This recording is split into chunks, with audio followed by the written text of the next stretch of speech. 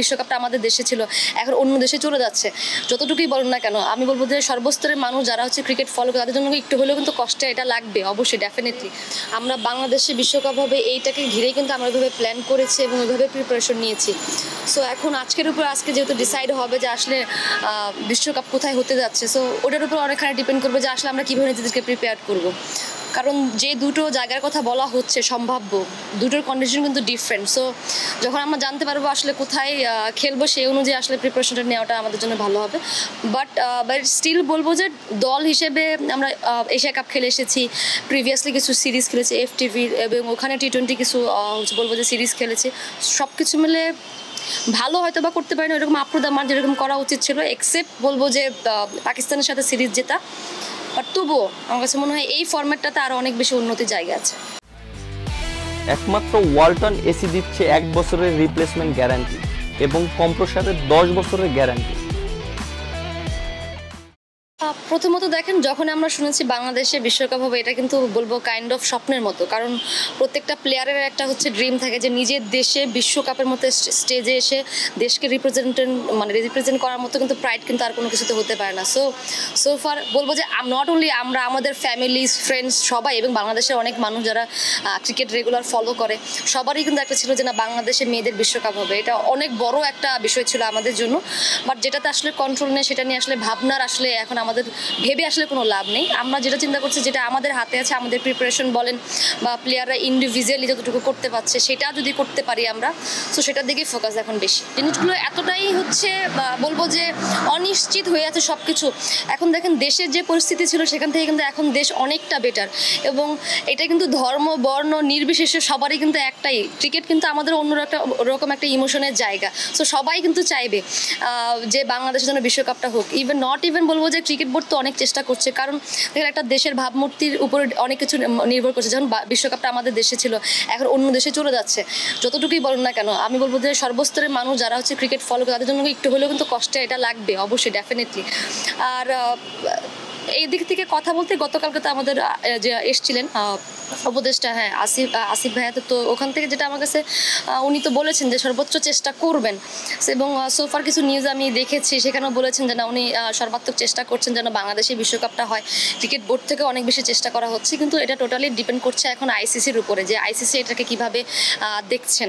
But আমার কাছে মনে হয় বাংলাদেশ যারা এখন দায়িত্বে আছেন এবং ক্রিকেট বোর্ড সবাই কিন্তু সর্বাত্মক চেষ্টা করবেন যেন এত বড় একটা ইভেন্ট বাংলাদেশে রয়ে যায়। তারা বাংলাদেশে এসছেন, আতিথেয়তায় মুগ্ধ হয়েছেন, আপনি তাকে শাড়িও দিয়েছিলেন।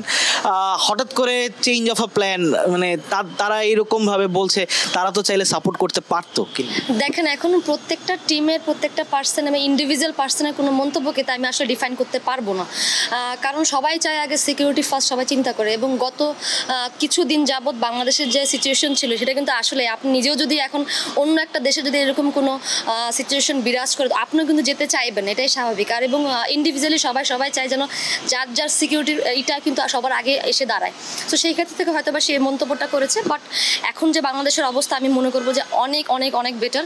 এবং আমি সোফা যেরকম বলবো যে এনভায়রনমেন্ট হচ্ছে এবং ডে বাই ডে ইমপ্রুভ হচ্ছে বাংলাদেশের সিস্টেম, আমার কাছে মনে হয় না যে যখন ওয়ার্ল্ড কাপের সময় দেশগুলো বাংলাদেশে আসবে তখন এরকম ফিল করবেন না যেভাবে উনি মন্তব্যটা করেছেন।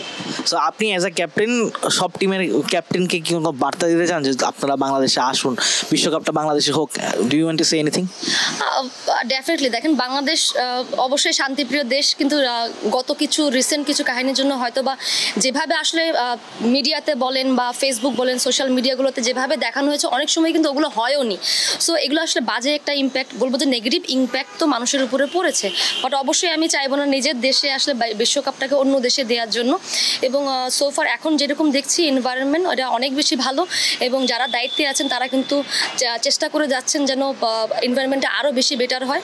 সো সবার কাছে তো এটাই আশা থাকবে, যদি বাংলাদেশে বিশ্বকাপ, স্টিল আজকে আসলে জানি না আসলে কী হতে যাচ্ছে, যদি বাংলাদেশে হয় অবশ্যই বলবো এটা অনেক সেফ। এবং প্রিভিয়াসলি যখন টিমগুলো যেভাবে এসেছে, তাদের হসপিটালিটি বলেন বা সব কিছু মিলে তারা যেভাবে সন্তুষ্ট ছিলেন, এবং বিশ্বকাপে সেটা থাকবে। আপনাদের সবারই তো প্ল্যানিং ছিল যে ঘরের দেশে বিশ্বকাপ, সবার ফ্যামিলিরা আসবে, নিজের দেশের মানে ছেলে মেয়েদের পারফর্ম করতে দেখবে। টিমের মধ্যে কি এটা নিয়ে আলোচনা হয়েছে কিনা? প্রথমত যখন আমরা শ্রীলঙ্কাতে ছিলাম এশিয়া কাপের জন্য, তখন থেকেই তো দেশের একটু অবস্থাটা একটু অন্যরকম ছিল। সো তখন সবাই বলতেছিল যে হয়তো বা এরকম চলতে থাকলে হয়তো বা আমাদের বিশ্বকাপটা আমাদের দেশে হবে না। সো সবাই এটার পর আসলে একটু মন খারাপই করেছে, কারণ এটাকে ঘিরে কিন্তু আমাদের ফ্যামিলি ফ্রেন্ডস বলেন এবং বলবো যে দেশের বাইরেরও অনেক বন্ধু আছে এবং অনেক ফ্যানরা আছে যারা হচ্ছে প্রিপেয়ার করেছিল নিজেদেরকে যে তারা আসবেন, ওয়ার্ল্ড কাপ দেখবেন। সো বলবো কাইন্ড অফ একটু তো হার্ট ব্রেক হয়েছে, বাট স্টিল কারণ আমরা দেশকে রিপ্রেজেন্ট করি, আমরা প্রফেশনাল প্লেয়ার যেখানেই হোক না কেন সেটা আমাদেরকে যে খেলতে হবে এবং আমাদের বেস্ট পারফরমেন্সটাই করতে হবে। সো ফার এখন আর ব্যাক অফ দ্য মাইন্ড এটা নাই, কারণ এটা অনেক আগেই সরে গেছে। কারণ এখন আমাদের একটাই লক্ষ্য যে বিশ্বকাপে কীভাবে আমরা বেটার করবো। এখন স্থান নিয়ে আসলে আর কোনো চিন্তা করার কোনো ওয়ে নাই, কারণ আমাদের হাতে সময় খুবই কম।